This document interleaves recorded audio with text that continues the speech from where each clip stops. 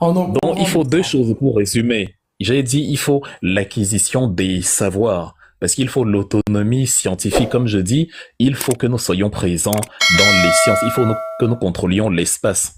Demande-toi pourquoi les Français ont leur base de lancement à Kourou, en Guyane, et non à Paris. Pourquoi ils ont mis leur base de lancement de fusée loin là-bas? Parce que, comme la Terre est un globe et que la Terre tourne, il y a ce qu'on appelle en physique la force centrifuge.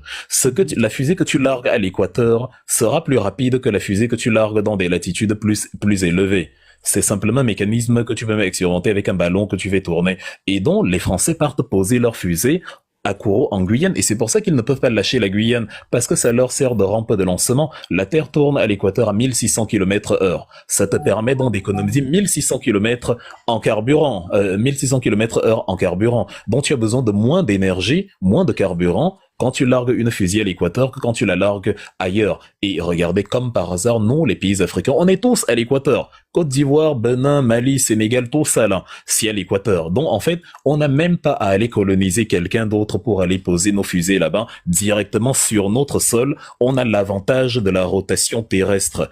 Et ça fait donc que ces savoirs-là, je répète encore, on doit se les approprier pour se faciliter la vie. Mettre sur pied les investissements, mettre sur pied les moyens logistiques, mettre sur pied les formations, rapatrier les cerveaux qui partent pour que ces connaissances-là, cette science-là puissent bénéficier à l'Afrique. Et en attendant que ça arrive, nouer des coopérations, nouer des partenariats militaires avec ceux qui ont les mêmes intérêts que nous. D'où l'exemple que je prenais sur la Russie. C'est clair que dans les relations entre la Russie et l'Afrique, la Russie aussi essaye de tirer son épingle du jeu. Elle essaye de voir comment la coopération peut lui être profitable à divers égards sur le point de vue des soutiens politiques, des soutiens internationaux, des matières premières sur les matières qu'elle n'a pas, par exemple, ou encore, ben voilà, de l'argent qui lui est payé pour son soutien militaire, etc., etc. Mais en retour, elle a quand même la même orientation idéologique que nous, c'est-à-dire le refus du monolatéralisme occidental. Et à partir de là, quand tu vois qu'un pays a la même projection que toi, tu scelles ce type de partenariat, tout en sachant que ça peut ne pas durer. Tu maximises vraiment le partenariat, tu essayes de tirer le maximum que tu peux tirer de ça, et à moyen et long terme, tu vas petit à petit vers ton indépendance scientifique. C'est ce que fait la Corée du Nord, qui a réussi même à développer l'arme nucléaire. Après la coopération avec la Russie, la Chine, etc. C'est ce que fait la Chine, après la coopération avec l'Union soviétique. C'est ce que font en fait tous les pays dits émergents. Chaque volet de coopération, en sachant que ce n'est pas éternel, ils essayent vraiment de prendre le maximum qu'ils peuvent prendre et après de s'autonomiser pour ne plus dépendre. Voilà plus ou moins ce qu'il nous faut faire.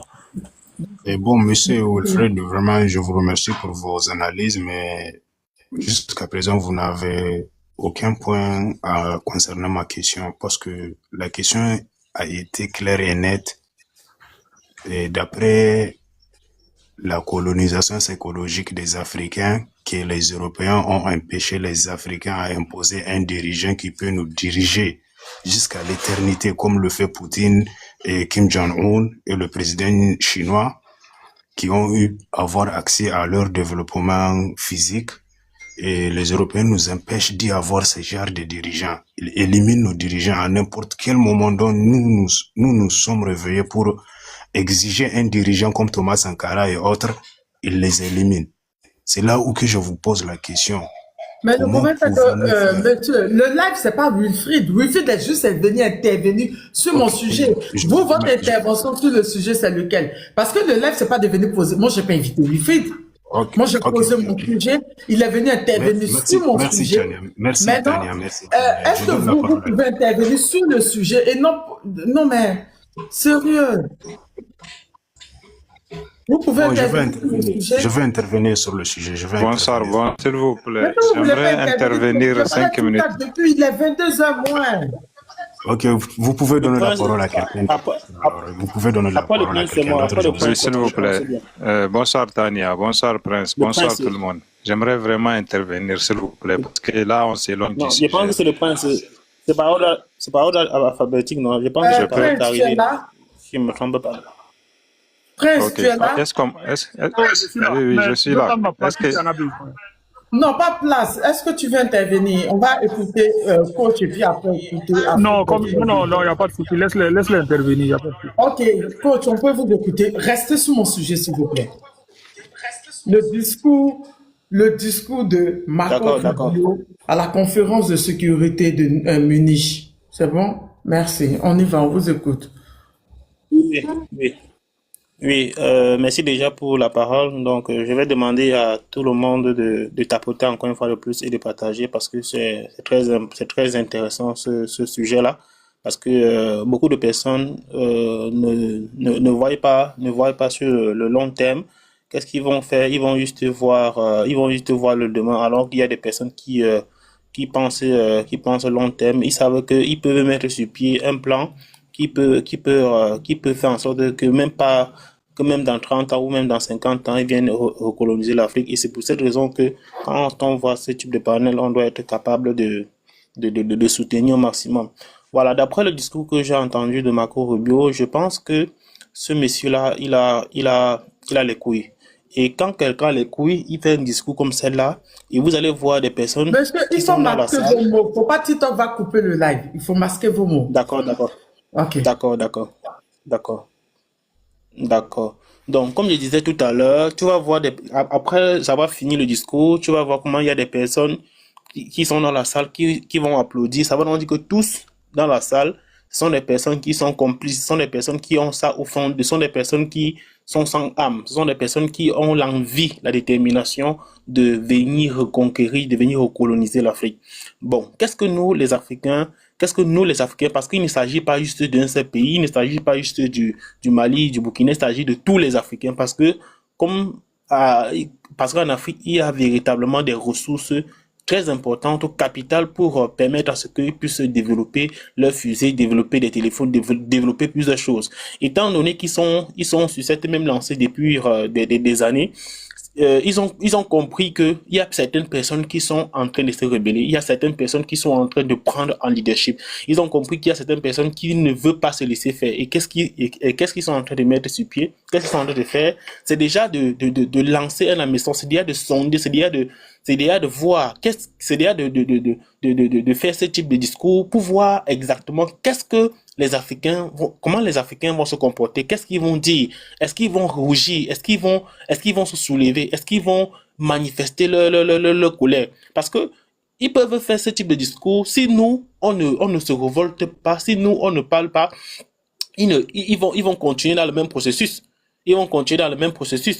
C'est la même chose, pour ne pas trop m'éloigner du sujet, c'est la même chose que les Libanais sont en train de faire en Afrique. Ils viennent en Afrique, ils viennent en Côte d'Ivoire. Qu'est-ce qu'ils vont faire? Ils vont commencer par lancer une chaîne de télévision, une chaîne de radio. Et si les Ivoiriens ne parlent pas, qu'est-ce qu'ils vont faire? Ils vont continuer à s'implanter, à se développer et puis tard même devenir président.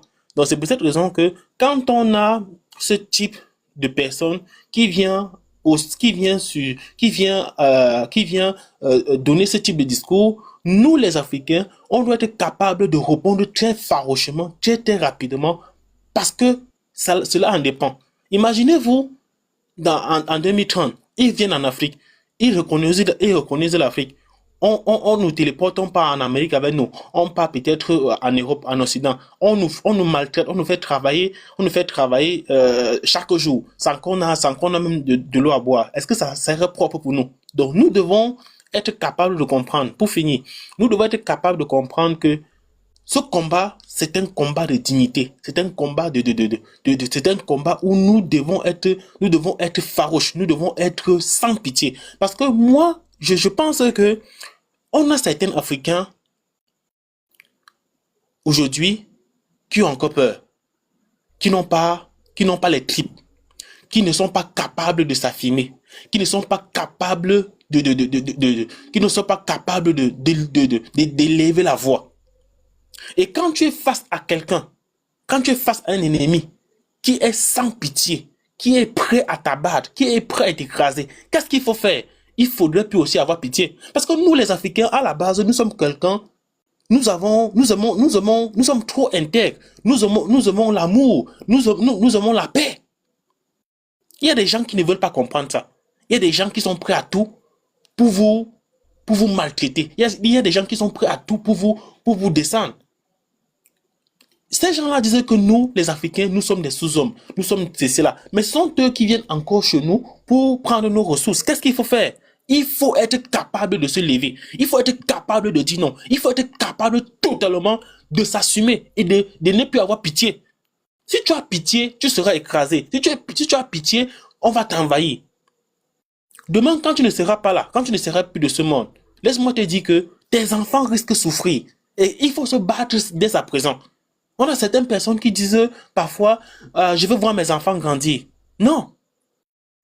Quand vous êtes dans une, moi je pense que quand tu es président d'un pays et que tu fais face à des menaces, tu fais face à des situations où on veut t'éteindre, on veut te descendre parce que tu vois certaines choses, tu veux parler.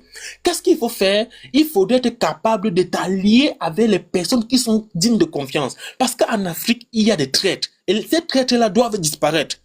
Il faut mettre sur pied un système où si quelqu'un te trahit, on l'élimine rapidement. Parce que les Africains, ce sont des personnes qui sont prêts à éliminer les frères même pour 25 francs pour survivre. Qu'est-ce qu'il faut faire? Il faut éradiquer les personnes qui veulent toujours nous trahir. Quand tu viens d'entrer dans une entreprise, tu vois qu'il y a les voleurs. Si tu t'amuses, toi aussi tu risques d'être un voleur. Qu'est-ce qu'il faut faire? Tu as deux choix. Soit tu démissionnes, soit tu dénonces. Donc, les Africains qui sont là, si vous vous amusez, ils vont se préparer, ils vont venir vous recoloniser, ils vont venir vous maltraiter. Combien de fois on a certains Africains qui sont en Europe, tous les jours, ils se plaignent du racisme, ils se plaignent de certaines choses. C'est pour vous dire que quand vous finissez par exemple d'étudier ici en Afrique, comme Wifi a dit tout à l'heure, quand vous finissez d'étudier en Afrique, vous allez étudier, vous partez en Occident. C'est parce qu'on a mis sur pied un système éducatif dans lequel vous êtes programmé pour aller en Occident. Et quand vous arrivez là-bas, vous avez un petit salaire de $1000. Vous pensez que vous êtes riche. Vous commencez à vous comparaître aux Africains parce que vous avez $1000, vous avez $2000 par mois. Et maintenant, les dirigeants africains, ils ne sont pas capables de mettre, comme Buffy a dit tout à l'heure, de mettre en place des stratégies, des méthodes qui vont après avoir envoyé les enfants en Occident fréquenter, de les arracher, de les coopter pour venir en Afrique développer leur savoir. Qu'est-ce qu'ils vont faire quand, par exemple, un Africain part en Occident, il étudie, qu'est-ce qu'il va faire quand il va revenir dans son pays pour développer, pour financer? On va le mettre les barreaux, on va le mettre les barrières on va le mettre le frein. Il y aura, lui-même il va être confronté à la corruption. Il va être confronté à la corruption. Et pour finir, j'aimerais dire à tout un Africain, quand on parle d'Afrique et vous permettez de monter dans un panel, vous venez avec vos problèmes personnels. Sachez que nous ne sommes pas dans les problèmes personnels. Quand on parle d'Afrique, chaque Africain doit être capable de se battre d'abord pour l'Afrique. Quand tu montes n'importe où, tu dois être capable de défendre ton pays. Parce qu'un apatride, c'est celui-là qui est capable de tuer toute sa population parce qu'il a fourni un petit secret sans s'en rendre compte. Donc je m'arrête là et je donne le soutien à Tania. Merci coach. Franchement, vous êtes parti dans le but du sujet. Effectivement, qu'est-ce qu'on doit faire? Parce que là, c'est pas la première personne qui dit qu'ils vont revenir. Le Quake, lui, il a dit qu'ils vont aller voir la France, c'est-à-dire eux, la France, ils vont aller voir les Européens pour leur dire qu'ils vont revenir. Mais là, Marco Rubio, lui, il est en train de dire aux Européens de se joindre aux États-Unis pour la recolonisation. C'est plus grave. Mais ce qu'il a dit là, on a déjà entendu parce que même Macron l'a dit qu'ils vont revenir. Thierry Burkhardt, ancien chef d'État, chef d'État-major l'a dit. Même Didier Lecasque et tous là, ils le disent à chaque fois. Ils le disent à chaque fois qu'ils vont revenir. Maintenant, qu'est-ce qu'on doit faire? Effectivement, quand tu as touché un point très, très essentiel, les traites, les gens à cause de la cupidité, qui vendent leurs frères africains, qui trahissent leurs frères africains à cause de la cupidité. Il a dit, non, on ne doit pas les pardonner. Parce que si on veut rester là en train de les pardonner, en train de regarder, en train de faire truc, on va rester en arrière. Pendant que le capitaine Ibrahim Traoré a dit, il faut qu'on se prépare pour l'hiver noir qui arrive. Et cet hiver noir qui arrive là, c'est ceux-là. C'est de cette recolonisation qu'il parlait. Merci. Afrique des fiers guerriers, comment tu vas? J'espère que tu vas super bien. On peut t'écouter? Oui, bonsoir Tania, ça va, tu vas bien? Ça va et toi? Allô, vous m'entendez? Le prince, ça va? Est-ce qu'on m'entend? On dirait que ça bloque. On t'entend bien. Est-ce que vous m'entendez là-bas? On t'entend, oui, on t'entend. Ça va. Ah, Prince, pardon, ok. il est en train de frapper Ok. au juge, là. Ok, c'est très bien, d'accord. Bon, moi, avant de commencer, je vais d'abord vous faire écouter une vidéo. Juste, je mets l'audio. Après. Il faut craindre qu'on soit encore vendu. Il faut craindre qu'on soit encore vendu. Il faut craindre qu'on soit encore colonisé. Le monde est ce qu'il est. Il faut craindre qu'on soit encore détruit un jour. Il faut avoir cette peur. Hein? Ça sera peut-être pire. Avec le nucléaire, avec le sida, avec l'Ebola, avec mais ça sera peut-être pire. Hein? Il est temps de se réveiller, de décider et de tourner le dos. Il y a la tragédie qui peut arriver. Il faut se protéger au plus vite. Tu vois? Et sinon, nous encore, on mange, on boit, on danse, on dit oh, on verra bien. Mais les choses qui nous sont déjà arrivées montrent que c'est pas sérieux et qu'on doit se protéger pour les générations futures. Donc, ça, c'est un petit extrait d'une vidéo que j'ai beaucoup, comment je vais dire, exploité d'un des plus grands savants, en tout cas, de l'histoire contemporaine de l'Afrique. Et il s'appelle Théophile Obenga. Du coup, Théophile Obenga, c'est le savant avec lequel Cheikh Anta Diop avait fait le colloque du Caire, au cours duquel il a défendu vraiment l'histoire africaine. Ça fait vraiment longtemps que j'ai cette vidéo, ça fait, je vais dire, presque 6 ans. Et depuis 6 ans de cela, moi, j'étais vraiment avec cette optique que tôt ou tard, ces gens-là, ils vont revenir. Et plus le temps avance, plus c'était une évidence. On voit que vraiment, ils sont en train de se ramifier, ils sont en train de se préparer pour venir nous recoloniser.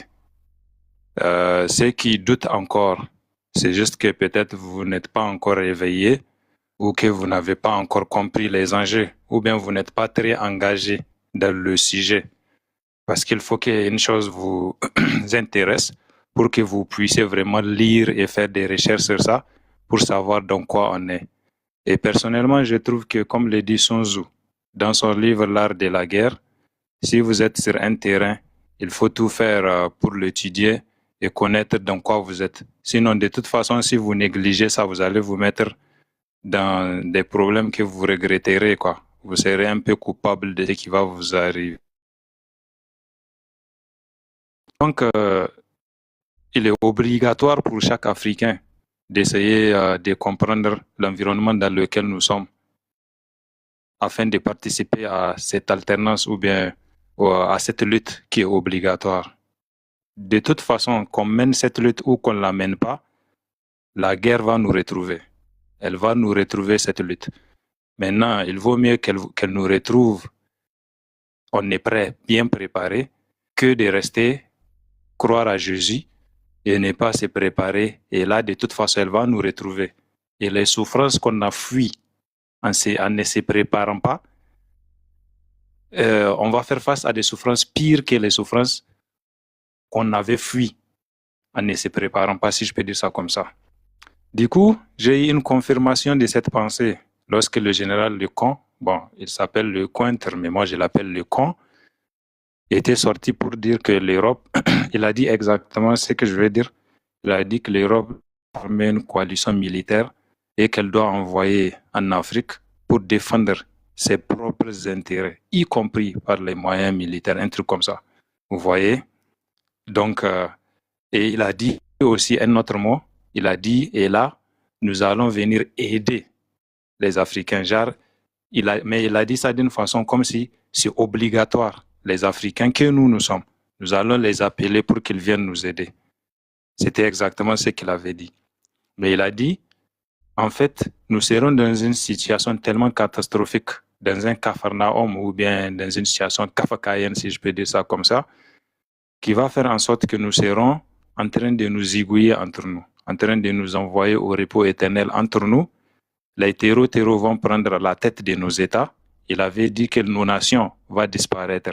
Et cela fera en sorte que dans 10 ans, ils seront obligés de venir nous aider. Or, nous savons de l'autre côté que ce sont eux qui sont derrière les terreaux. Ce sont eux qui arment, forment, financent, accompagnent, recrutent les terreaux. Nous savons que aujourd'hui, ce sont vraiment eux qui sont les architectes des chaos dans lesquels nous sommes en train de nager. Ce qui nous pousse à comprendre que, en fait, ce sont eux qui allument le feu et ils font semblant de venir être les pompiers. Maintenant, au moment où nous croyons qu'ils sont des pompiers, comme ils l'ont fait avec les opérations Barkhane, Harfang et tout ça, là, Takuba au Mali, ils viennent pas pour éteindre le feu, mais ils viennent pour continuer de donner du carburant à ce feu. Mais ils se cachent derrière le dont je vous disais, le mot aider.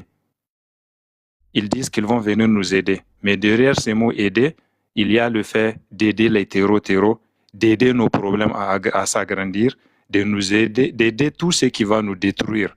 Et pendant qu'ils sont en train d'aider nos pires ennemis, parce que lorsqu'ils étaient partis au Mali, c'est pour aider le peuple malien qu'ils avaient dit officiellement. Mais officieusement, c'était pour aider le peuple de l'Azawad qu'ils ont voulu créer. Lorsqu'ils étaient au Nigeria, à la guerre de Biafra, ils aidaient Emeka, Ojukwu, Odumegu pour balkaniser le Nigeria. Lorsqu'il y avait la guerre au Rwanda, il y avait dans un livre où l'écrivain avait même dit que la France a utilisé tous ses moyens pour aider le président Juvenal Habyarimana. Et c'était ce président-là qui zigouillait une partie de sa population. Et la France avait financé, si je n'ai pas oublié, plus de 400 millions ou milliards de dollars d'armement pour aider ce président qui zigouillait sa population, qui était sans défense. Donc, vous voyez, c'est à chaque fois un truc comme ça. Quand ils viennent, en fait, eux, ils aident nos problèmes à s'agrandir. Et pendant que nous, on se zigouille entre nous, et ils profitent pour s'accaparer de nos ressources, pour s'accaparer de nos richesses, pour continuer de nous affaiblir afin qu'on ne soit jamais capable de leur faire payer, par exemple, les impôts, de leur faire acheter nos matières premières comme il se doit, selon les normes du marché. Donc, ils seront là à continuer de nous écrire et lundi. Et du coup, qu'est-ce que je voulais dire par là?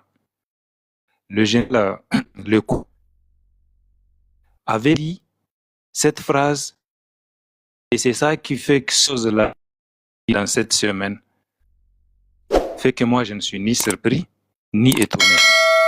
Parce que si vous êtes étonné, c'est que ça veut dire que vous n'êtes pas vraiment, je ne sais pas, prêt. Ou bien, je ne sais pas, vous n'êtes pas, comment je vais dire, si je peux dire ça, sur une même longueur d'onde que ceux qui sont bien informés.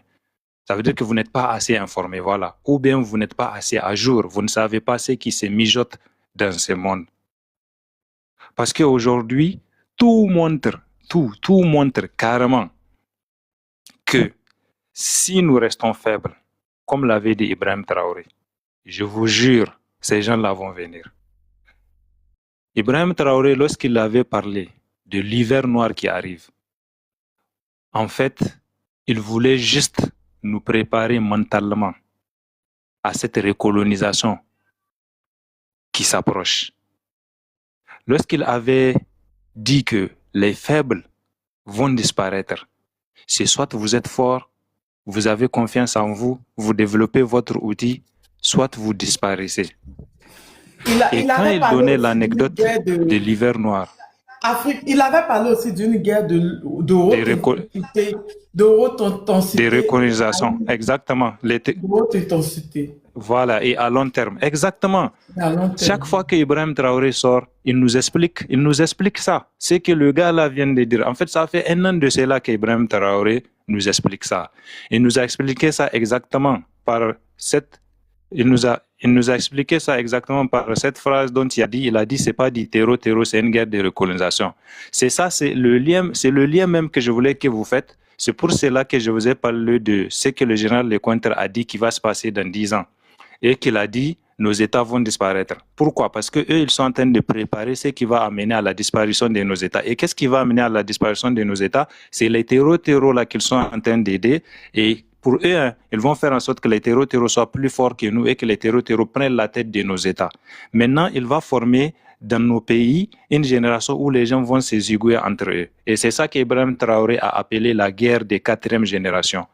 Et cette guerre des 4e génération, c'était un général américain, en fait, qui a mené la guerre comme ça. Et ça se caractérise par tout ce qui se passe actuellement dans nos pays. Je te jure, je vous jure. Allez-y, juste écrivez la guerre de 4e génération sur Google ou sur l'intelligence artificielle. Vous allez voir toutes les caractéristiques de cette guerre. C'est ça que nous sommes en train de vivre.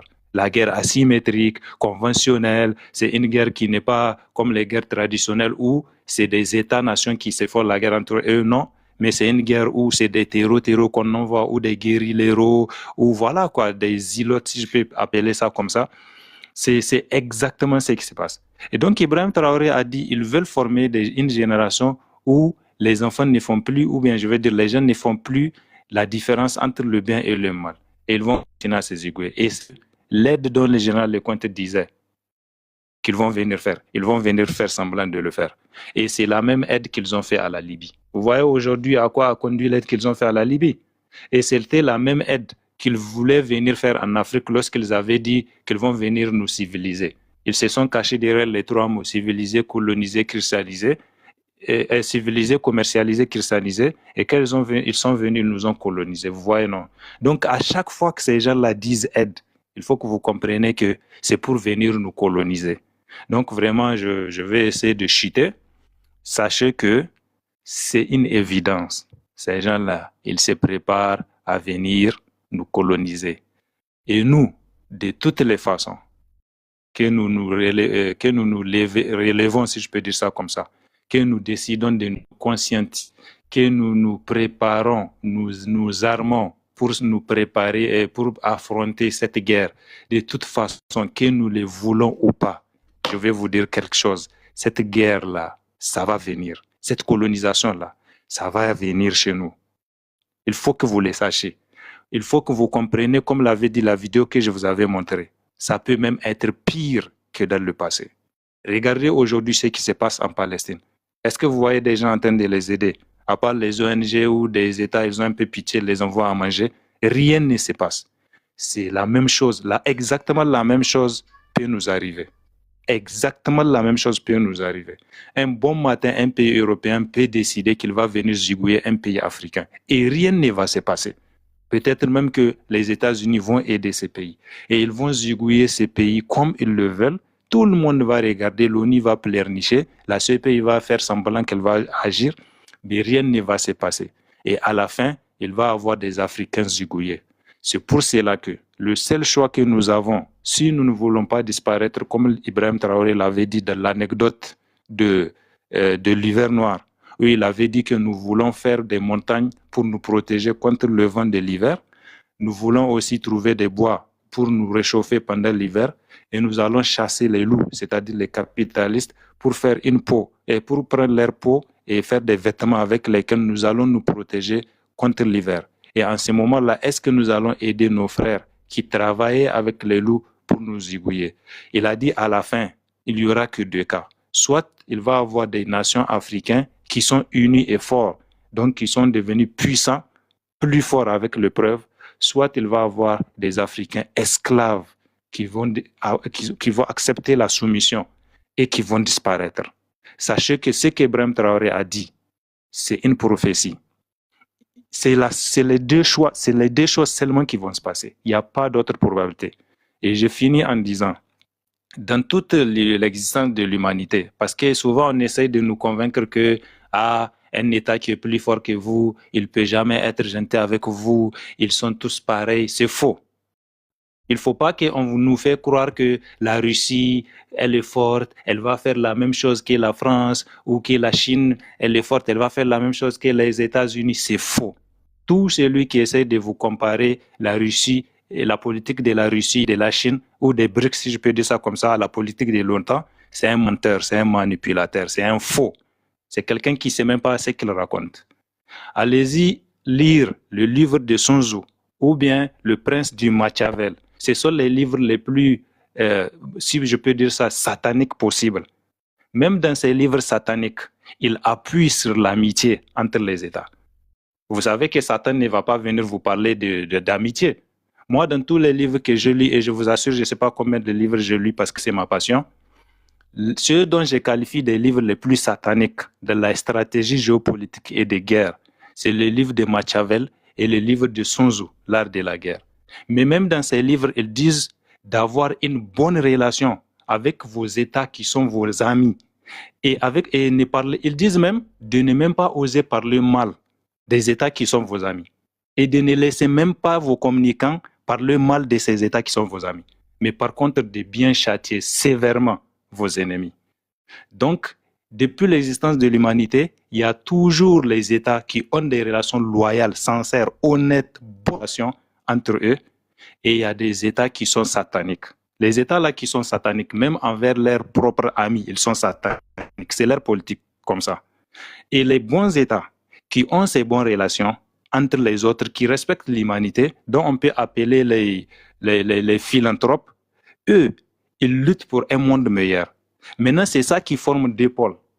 Les deux pôles ont toujours existé. Il y a eu un moment de l'histoire où la Chine était la première puissance économique. Parce que les gens sont choqués, ils croient que c'est maintenant que la Chine est devenue. Non, la Chine était la première puissance économique avant que l'Angleterre découvre la machine à vapeur. C'était la découverte de cette machine à vapeur et un développement scientifique dont ils ont dépassé la Chine, qui avait fait en sorte qu'ils sont devenus plus forts que la Chine et ils étaient partis détruire la Chine. Il faut aller faire des recherches. Mais depuis l'existence de l'humanité, il y a eu toujours des États qui sont très bons. C'est vrai, si tu veux, tu vas douter. Mais quand même, cette relation d'amitié historique a toujours existé. Et même si l'État devient puissant, par exemple, comme l'État de Zurkalel, l'histoire d'Alexandre le Grand, son pays était tellement puissant, mais il a toujours défendu les pays qui étaient faibles contre les mauvais pays. Donc lui, il faisait la guerre contre des pays comme la France qui essaient d'esclavagiser et de coloniser. Il faisait la guerre contre des pays comme les États-Unis qui essaient d'esclavagiser et de coloniser. Et il était par contre l'ami de ceux qui étaient opprimés et il les rendait plus forts. Donc cette narration que, par exemple, je suis sûr que c'est la presse ou bien je ne sais pas, c'est la communication française de la DGSE qui essaye de faire ça pour faire développer une méfiance dans nos cœurs. Et nous dire que les Russes, ils sont là, ils volent l'or du Mali aussi, on les paie d'une manière magnifique, et puis de toutes les façons, il n'y a pas d'amitié entre les forts et les faibles. Les forts, de toutes les façons, ils vont vous manipuler. Ils font semblant de nous montrer que tout le monde est comme eux. Mais pourquoi lorsque ils ont fait la conférence du Berlin, la Russie n'avait pas pris des colonies? Pourquoi? Pourquoi la Russie n'a jamais colonisé un pays africain? Qu'on l'accepte ou pas, on ne peut pas comparer la Russie à la France. Parce que les Russes, ce sont des philanthropes. Bien sûr, je ne dis pas qu'ils n'ont pas fait la guerre. C'est normal qu'ils font la guerre pour... Dans ce monde, tu es obligé de faire la guerre si tu veux exister. Mais tu ne vas pas faire la guerre avec tes amis. Non, tu vas faire la guerre avec tes ennemis. Et on connaît nos ennemis. Il faut que personne ne vienne vous dire ici que, ah non, les pays qui sont forts, de toutes les façons, le monde, c'est une question de force. C'est faux. Ça, c'est la politique de l'OTAN, c'est la politique de l'Occident et le monde ne se limite pas. Oui, je vais citer. Et le monde ne se limite pas à leur politique. Le monde a toujours été bipolaire. Il y a le côté de ceux qui ont une politique philanthropique et il y a le côté de ceux qui ont une politique misanthropique. Ceux qui ont une politique qui détruisent la nature, c'est eux qui sont avec les terreaux. C'est eux qui préfèrent d'acheter l'uranium du Niger à un bon prix, non, de faire tomber le président, de mettre un président valé comme Bazoum, comme Ibrahim Bar Menassara, comme Seynou Kounché, et d'imposer des tarifs qui vont à leur avantage, et de voler l'uranium, et de partir l'utiliser tout en détruisant l'écosystème du pays, et en détruisant aussi la santé des populations sans jamais payer même leurs impôts. Et il y a les autres, quand ils viennent, ils vous respectent. Comme les Japon qui avaient voulu faire ça lorsque le général Abdraman Chan parlait de l'uranium. Ils avaient voulu acheter ça bien et tout. Mais comme à la tête de l'État, c'était un valet, ils n'avaient pas pu acheter ça comme ils veulent. Voilà ce que j'aimerais que vous compreniez. Il y a des bons États, il y a des mauvais. C'est pas parce que les autres sont mauvais que tout le monde est mauvais. Vive l'Afrique des fiers guerriers. Merci beaucoup. Merci. Est-ce qu'on pourrait y avoir une motion? Juste une... autant je suis d'accord avec... Vite, quoi. Il s'est fait tard. Oui, ce sera ma dernière intervention. Oui, Afrique, autant je peux être d'accord avec ce que tu as dit à 80%, autant je préfère dire aux Africains que le monde n'est pas un dessin animé. Il n'y a pas de manichéisme. Il faut enlever les termes bons et mauvais. Ce n'est pas comme ça que ça marche. Il y a des partenaires stratégiques. Il y a des adversaires stratégiques. Tu as parlé du Japon il y a un instant. Si tu demandes à un Coréen qu'est-ce que le Japon, les Coréens sont choqués par ce que l'armée impériale japonaise leur a fait pendant la Deuxième Guerre mondiale. Si tu demandes aux Chinois qu'est-ce que le Japon, les Chinois ne vont pas te parler en bien du Japon. D'ailleurs, la première ministre japonaise actuelle, Takaichi Sanae, a des discours tout le temps incendiaires contre la Chine. Les Japonais avaient occupé la Chine, ils avaient même créé un état fantoche, le Manchukuo. C'est ce que j'appelais tout à l'heure la sphère d'influence. Le monde, c'est une sphère d'influence. Nos partenaires stratégiques sont effectivement ceux qui ne nous ont pas commis, ceux qui ne nous ont pas fait le même tort, le même mal que les autres nous ont fait. Mais c'est une question d'angle de vue. Il n'y a pas de bons États. C'est pas juste. C'est pas vrai. Tous les États, en tout cas dans la configuration actuelle du monde, ont fait du mal autour d'eux, mais pas à tout le monde. Si tu demandes aux Ukrainiens qu'est-ce qu'ils pensent des Russes, évidemment, ils ne vont pas te dire la même chose que si tu demandes à Wilfried et Kanga ce qu'ils pensent des Russes. Les Russes ne m'ont effectivement pas colonisé, ne m'ont pas fait de mal, donc moi, tu me demandes qui est Vladimir Poutine, je vais te dire, je préfère coopérer avec lui que de coopérer avec Marco Rubio. Mais si tu demandes la même chose aux Tchétchènes, aux Ukrainiens, non, le narratif sera différent. Idem pour le Japon. Et quand on parle de partenaires stratégiques, pourquoi est-ce que l'Afrique n'a pas de conseil, de siège au Conseil permanent de sécurité de l'ONU? Tu te dis bien que si la Russie nous considérait comme elle-même, elle aurait œuvré à ce que nous ayons une place au Conseil de sécurité de l'ONU, où elle aurait donné les codes nucléaires à l'Afrique. Mais tu vois bien que c'est à l'Afrique elle-même de développer son arsenal nucléaire, quitte à profiter des partenariats stratégiques pour acquérir la technologie, mais personne ne nous l'offrira.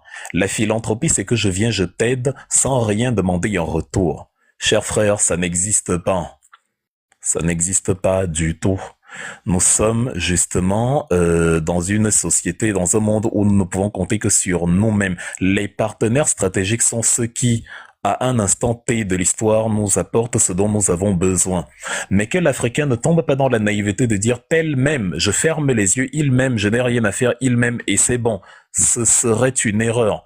Tout à l'heure, j'ai parlé des Européens qui ont compté sur la même position avec les Américains. Ils se sont dit, on est des partenaires, on est des alliés, et tu as vu ce que Trump a fait.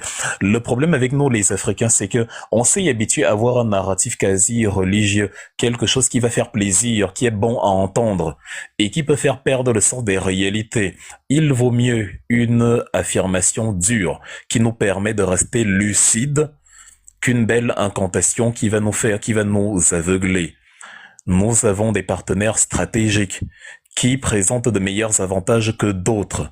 Et par pragmatisme, par rationalité, c'est ces partenaires-là qu'il faut choisir. Mais parler de philanthropie, de bonté, non. Ça, c'est pas ce que la géopolitique nous apprend du tout. Vraiment pas. Les bons sont bons envers certains et ne le sont pas envers d'autres. Et évidemment, chacun tire la couverture de son côté. Mais même celui qui est bon envers toi profite de l'instant où il est bon avec toi pour t'autonomiser. Ne ferme pas les yeux en disant « Cela restera comme ça ad vitam aeternam ». Le monde est dynamique, le statu quo n'existe pas. Donc effectivement, dans le passif africain, nous avons des bourreaux et nous avons ceux qui ne nous ont jamais fait de mal. Mais pour autant, les relations avec eux restent des partenariats stratégiques. Si il y avait l'amour entre les pays, tu sais bien que comment dire, la Palestine a des alliés, comment dire, la Palestine a des pays qui, comment dire, se sentent solidaires d'elle en raison de la religion, en raison de la culture arabe, mais tu vois quand même qu'à un instant T, ils sont carrément capables de nouer des relations avec les ennemis de la Palestine pour justement leurs intérêts à eux. L'Arabie Saoudite, le Bahreïn, les Émirats Arabes Unis et autres. Comme il s'appelle, Bachar al-Assad était un allié de la Syrie et effectivement et de la Russie effectivement pendant 10 ans quand Poutine l'a protégé. Les Occidentaux n'ont pas pu mettre la main sur lui, mais à un instant T de l'histoire, pour des raisons qui lui sont propres, quand les troupes d'Al-Joulani marchaient sur Damas et que la Russie ne voyait pas la pertinence de s'engager dans une guerre militaire où elle aurait davantage perdu, elle a créé un juste milieu où elle a dit à Bachar al-Assad, bon, je t'offre l'asile politique, tu peux venir rester chez moi, je t'offre une villa, je t'offre une vie, mais bon, pour le coup, tu vas céder le pays. C'est ça qu'on appelle des partenaires stratégiques. La Russie a privilégié à un instant T ses intérêts à elle, tout en manifestant quand même ses relations chaleureuses avec la Syrie en disant à Al-Assad, je ne vais pas t'abandonner non plus. Donc je vais faire une sorte de juste milieu, une sorte d'entre-deux, et voilà. Donc Bachar al-Assad, comme Al-Joulani actuellement, personne ne peut se dire, je ferme les yeux et celui qui me protège me protégera toujours. Il faut travailler à l'autonomie. C'est l'autonomie qui donne l'autodétermination. Les coopérations avec les pays doivent être un moyen vers une fin et non une fin en soi. Quand tu regardes le monde, tu vas constater que beaucoup d'alliés aujourd'hui étaient des ennemis d'hier. Beaucoup d'ennemis aujourd'hui étaient des alliés d'hier. Et de temps en temps, ça fait du yo-yo. Les relations se soudent, ça se détériore, ça se ressoude, ça se détériore, etc., etc. Donc c'est de ça que nous devons tirer des leçons. Et ce n'est même pas une mauvaise chose. C'est pas parce que l'autre coopère avec nous qu'il est méchant. Si la Russie coopère avec le Mali et a besoin, je sais pas, d'un peu d'or ou de je ne sais quoi, c'est pas mauvais, c'est normal. C'est la relation, c'est ça le partenariat, c'est la relation d'échange. Parce que, justement, je veux dire, même si tu ouvres ta boutique, les membres de ta famille ne vont pas venir et dévaliser la boutique. À un moment donné, même eux, tu vas leur vendre, tu vas leur dire, si tu veux la chaussure que je vends, achète. Parce que si chacun de vous vient et ramasse, je vais faire banqueroute, je vais me retrouver ruiné, donc achetez. C'est pas parce que tu es méchant que tu dis acheter. C'est dans l'ordre des choses une relation commerciale. La différence entre les partenariats russo-chinois et les partenariats occidentaux, c'est qu'il n'y a pas la même logique d'écrasement qu'avec les occidentaux. Mais il y a toujours une logique de marché, d'offre et de demande, une logique de partenariat, mais pas une logique de philanthropie non plus. Sur l'échiquier international, la philanthropie n'a jamais existé. Les pays ne sont pas des ONG. C'est juste ce que je voulais préciser à ce niveau-ci. Plus on est aguerri, moins on court le risque de se faire piéger dans un avenir plus ou moins proche. Merci, Michi. S'il te plaît, Tania, donne-moi 3 minutes. Chronomètre-moi, s'il te plaît. Juste, je réponds. Non, parce que c'est important, s'il te plaît. S'il te plaît, tu as permis d'intervenir 3 ou 4 fois même. Non, il se peut pas. Je sais, je veux 3 minutes, s'il te plaît. 3 minutes. Non, tu vas parler, vous allez parler, vous allez échanger. Non, c'est bon. Le débat va rester entre vous. Non, c'est bon. Il a dit 3 minutes, je ne réagirai plus. Dès que je dis ça, c'est bon. Bon, 2 minutes. Ok, 2 minutes. Bon, ce que je voulais dire, dans toute mon allocution, je n'ai pas prononcé le mot amour. Tu vois, non? Je parlais d'amitié. Ça, c'est la première erreur que tu as fait sur ma réflexion. Et tu as dit à les Africains... Attends, laisse-moi... Je t'ai pas coupé. Non, je te rappelais, je suis prononcé le mot amour. C'est ce que tu ne le sais pas. Tu as ta définition propre. Excuse-moi, s'il te plaît, laisse-moi. Putain. Laisse-moi finir, je t'ai pas coupé. C'est du respect. Mais j'ai rien dit de mal. Tout d'abord, moi, j'ai pas parlé... Oui, mais ok, d'accord, laisse-moi refaire. Tu es libre de ce que tu as à dire. Ok, moi, ce que je voulais dire, je n'ai pas parlé d'amour, j'ai parlé d'amitié. Et ça, je n'ai pas parlé des Africains actuels qui réfléchissent, non. Je t'ai parlé des grands livres qu'on enseigne dans des grandes universités. Et tu n'es pas plus intelligent que Sun Tzu. Tu n'es pas plus intelligent que Machiavel. Ça, je suis sûr de ça. Et si tu doutes de ça, c'est que tu as un problème. OK. Donc, dans le livre de Sun Tzu, l'art de la guerre, tu pars, tu prends le livre, tu lis.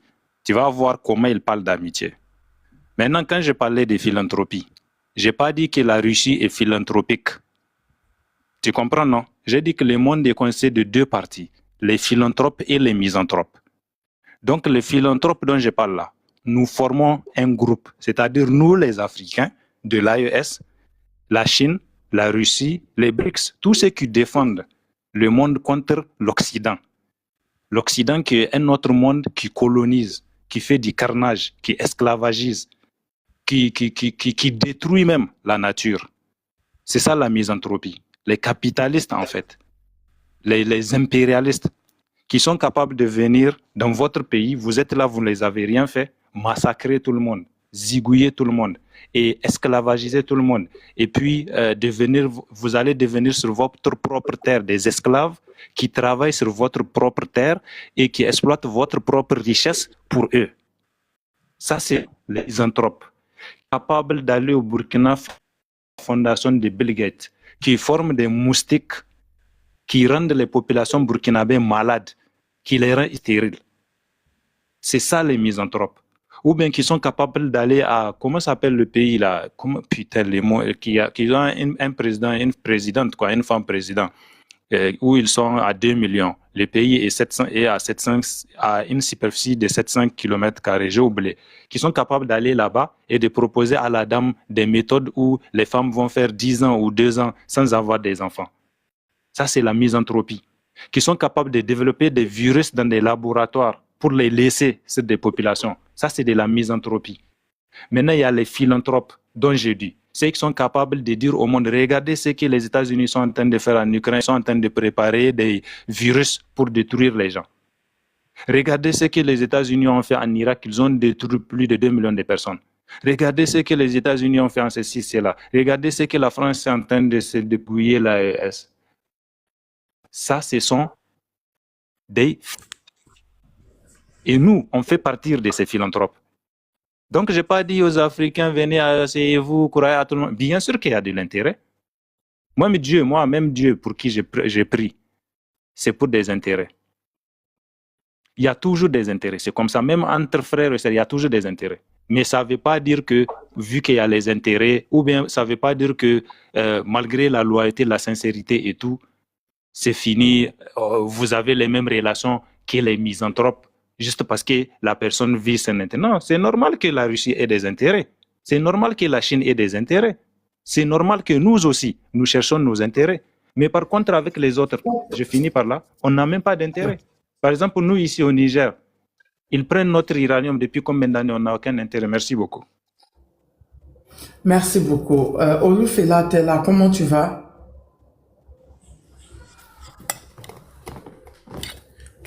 Olufela, est-ce que tu es là? Ok, monsieur Diallo, on peut vous écouter. Juste 5 minutes. On respecte parce qu'il s'est fait tard. Il faut que... Ok, merci Tania. En tout cas, je vais juste poser une question. Comme ça fait tard que je suis là.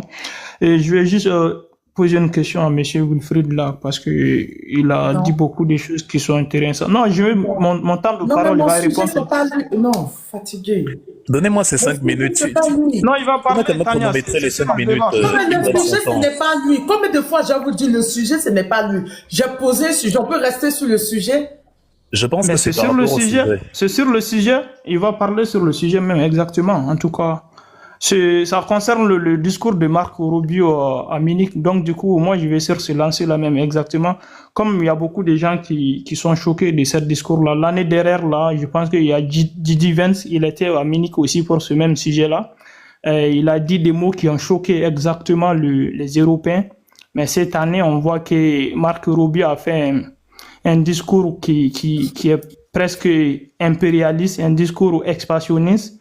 Donc, quel est le rapport, monsieur Wilfried, peux-tu rentrer ces deux discours-là de l'année dernière et cette année? Est-ce que c'est pas une manière aux Européens et pour l'Amérique d'amener tous les Européens avec eux pour essayer de recoloniser les pays africains, soit les pays qui sont pas soumis à leur à leur idéologie. Merci.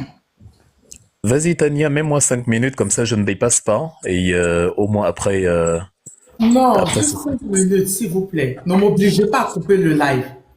Déjà, ok, je me suis pas bien, je me suis forcé à faire le live. J'ai posé un débat. J'ai pas dit à quelqu'un de venir avec poser des questions. Soit tu réponds au sujet que j'ai mis. Si c'est pour poser des questions, vous attendez quand Wivy va ouvrir son panel, vous allez aller poser des questions. Franchement, vas-y, juste Moi, je... une minute aussi. oui, j'y vais Ok. alors rapidement. Oui, le frère. J.D. Vance, c'est le vice-président américain. Donc, tout cela relève de l'establishment de l'administration Trump, dont forcément le logiciel est le même. Donald Trump s'est entouré de gens qui pensent comme lui. Le Make America Great Again, qui à l'époque donnait l'impression que l'Amérique allait se refermer sur elle-même et se concentrer sur elle-même, est devenu ce qu'on a appelé la doctrine Monroe, un mélange entre ce que pensait le président James Monroe au milieu du 19e siècle, c'est-à-dire les États-Unis possèdent l'hémisphère, tout l'hémisphère ouest, dont l'Amérique latine, les îles du Pacifique, etc. C'est donc devenu un mélange entre cette doctrine-là et la nouvelle version de Trump, qui désire faire le gendarme un peu partout dans le monde. Et donc, on donne des leçons à tout le monde, à l'Europe, à l'Asie, à l'Afrique. C'est donc dans cette optique-là que l'année dernière, Monsieur J.D. Vance arrive en Allemagne et dit aux Européens, parce qu'en Allemagne, il y a l'extrême droite qui a le vent en poupe et qui est pressenti même pour éventuellement remporter de prochaines élections fédérales. Il leur fait comprendre donc que vous avez tort de vous en prendre à l'extrême droite parce que c'est elle qui a compris mieux que vous la menace que représente l'immigration.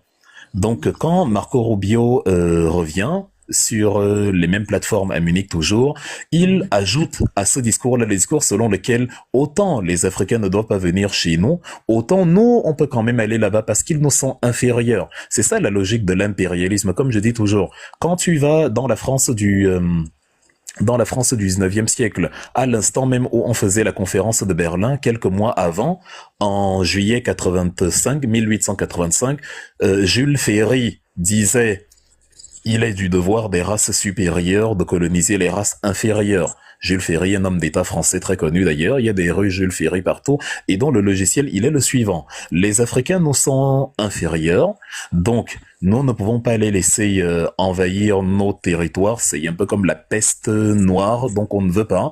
Mais en contrepartie, comme ils sont des barbares qui ne sont pas civilisés, nous on peut quand même aller chez eux et exploiter les richesses dont ils sont incapables de faire usage. C'est aussi simple que ça. Et pourquoi J.D. Vance et Marco Rubio ont ce type de position? C'est parce qu'ils ne nous craignent pas. D'où la nécessité d'être puissant, d'où la nécessité d'avoir une réponse géopolitique également. Donc pour ne pas être très long, je reviens simplement sur le résumé de ce que j'ai évoqué tout à l'heure.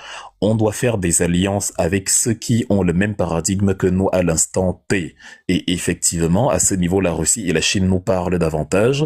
Mais, deuxième tiret, parce que nous devons à long terme être autonomes pour s'autodéterminer et pouvoir se défendre sans avoir à pleurer derrière les jupes de quelqu'un, il nous faut profiter de ces partenariats stratégiques pour acquérir les savoirs qui vont permettre que la prochaine fois que quelqu'un dit quelque chose comme ça sur nous, on peut décider de mettre un embargo sur tel ou tel produit, de mettre une sanction sur tel ou tel élément, de bloquer tel ou tel canal maritime, etc., etc.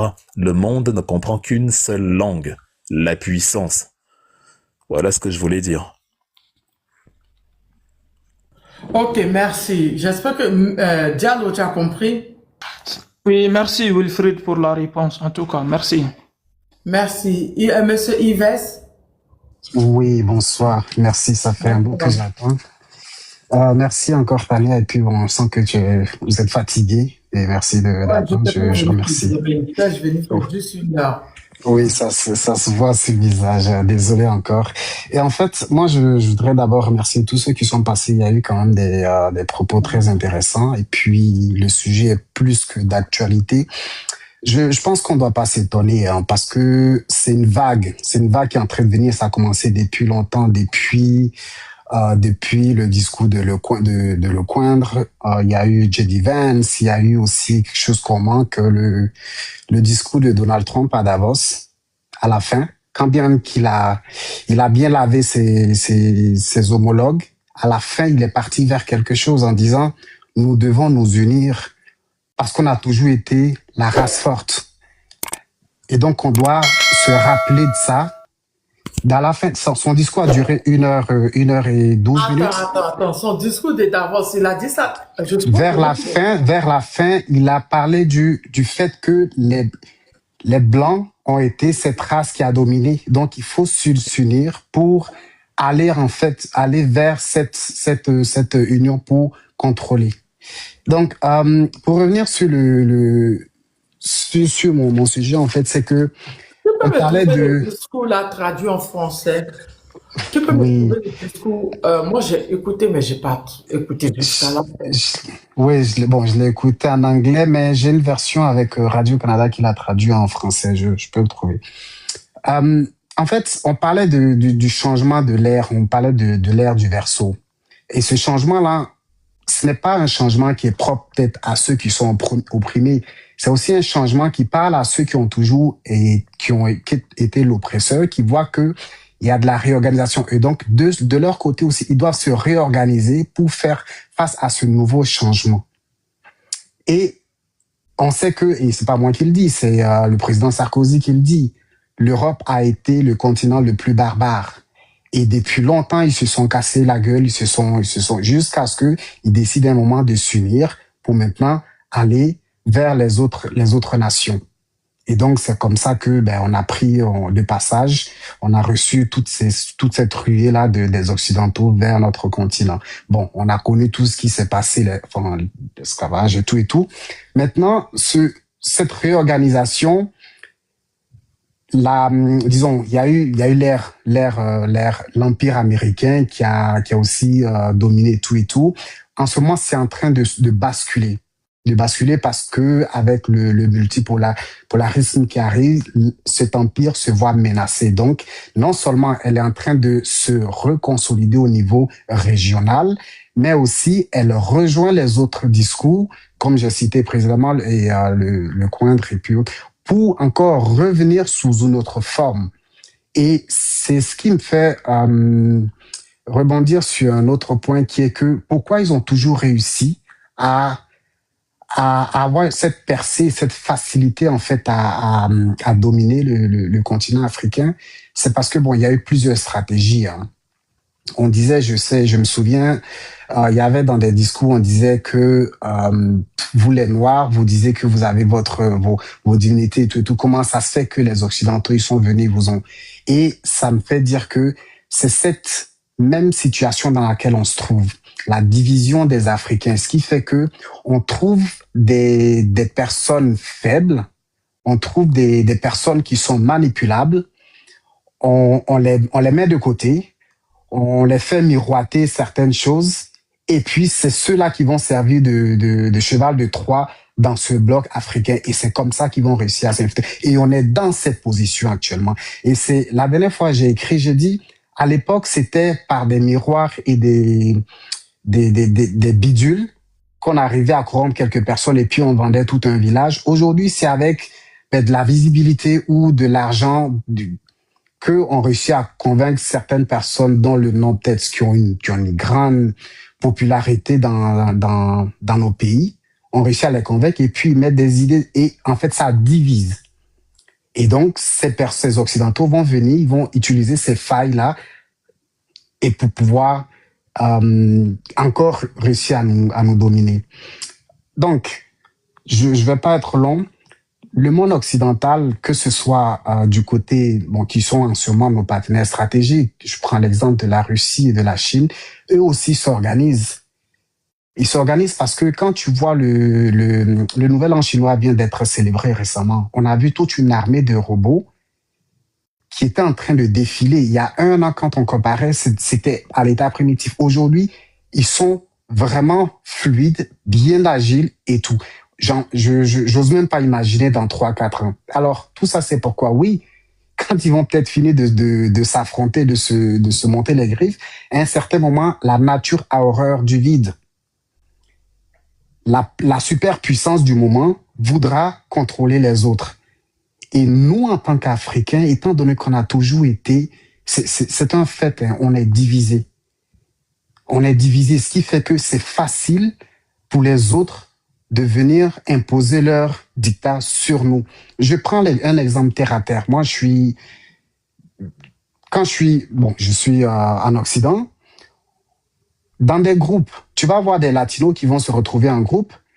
Ils vont se retrouver, ils vont commencer à parler dans leur langue. Des Indiens, ils vont se regrouper, faire des petits groupes. Ils vont commencer à discuter. Il y a une sorte d'union. Mais tu vois des Africains dans ce même cadre, ils vont se séparer parce que l'autre est camerounais, l'autre est burkinabé ou l'autre est ivoirien. Or, même si on a certes plusieurs langues différentes, on a des religions différentes, je pense que ce qui devait être le dénominateur commun pour permettre cette union, c'est la couleur de peau.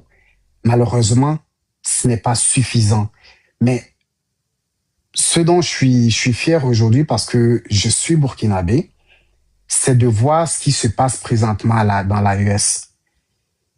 C'est un espoir. C'est vraiment un espoir. Et je pense que si on sort de ce qui vient de se passer, encore une fois, Tania, désolé pour ce qui vient de se passer avec cette interruption, parce que c'est tout ça aussi qui fait la division. Parce que quand moi j'écoute un Wilfried, par exemple, qui dans ses analyses sont cohérents par rapport à une vision de ce qu'on veut apporter, peu importe dans quel secte il se trouve, dans quoi que ce soit, les autorités compétentes vont s'en charger. Mais tant et aussi longtemps qu'il allume des bougies et qu'il est capable de faire germer certaines choses dans des mentalités pour ce qui se passe en dessous, underground, ça c'est à un autre niveau. Mais venons pas créer la zizanie et encore perturber les gens, les perceptions, parce que ça ne nous arrange pas, ça ne nous aide pas, au contraire, ça nous divise. Si on a un problème avec une personne, c'est ceux qui viennent de façon ouverte, qui ont une bonne audience de façon ouverte, qui viennent diviser clairement, c'est ceux-là qu'on doit combattre, pas des gens qui viennent, parce que concrètement, ce qu'il dit, je vois pas en quoi est-ce que c'est contre le combat que mène l'AES. Par contre, s'il fait quelque chose en dessous, ça, ce n'est pas à notre niveau d'en juger.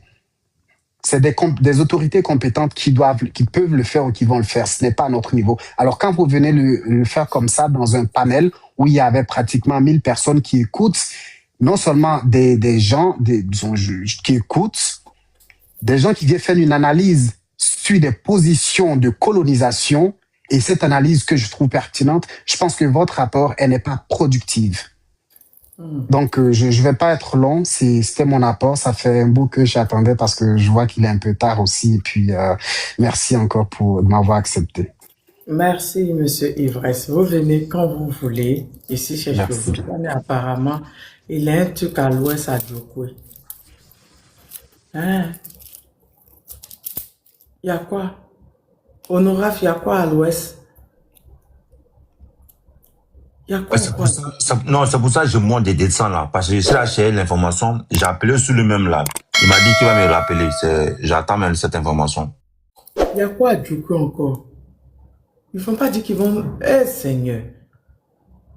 Ils vont pas dire qu'ils vont nous dire encore. C'est quoi ce que toi tu as reçu comme information, sénateur? On m'a dit il y a quelque chose qui se passe, non, donc j'ai cherché, fouillé, je n'ai pas vu. Donc j'ai appelé sur le quoi. On dirait lui l'équipe en fait. Donc il m'a laissé un message qui va me rappeler. Donc j'attends maintenant le truc de Soulé pour voir en fait.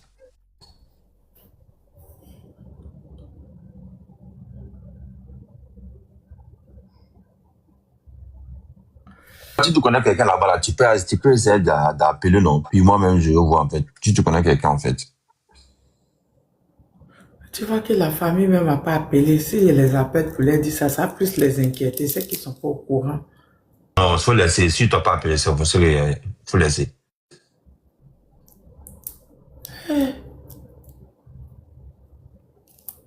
Honora Fondi, il y a quoi à Djokwe encore? Monsieur coach, on peut écouter votre conclusion. Je ne fais plus monter. Hein. On va conclure juste 1 minute de conclusion et puis je vais couper. Parce qu'avec ça, ça m'a rendu encore plus malade. D'accord, d'accord. D'accord. D'accord. Donc, euh, par rapport à ce que nous avons dit tout à l'heure, donc, moi, je pense que voilà, nous devons tout faire pour rester unis et converger parce que moi personnellement, je suis Camerounais, mais aujourd'hui, je peux vous garantir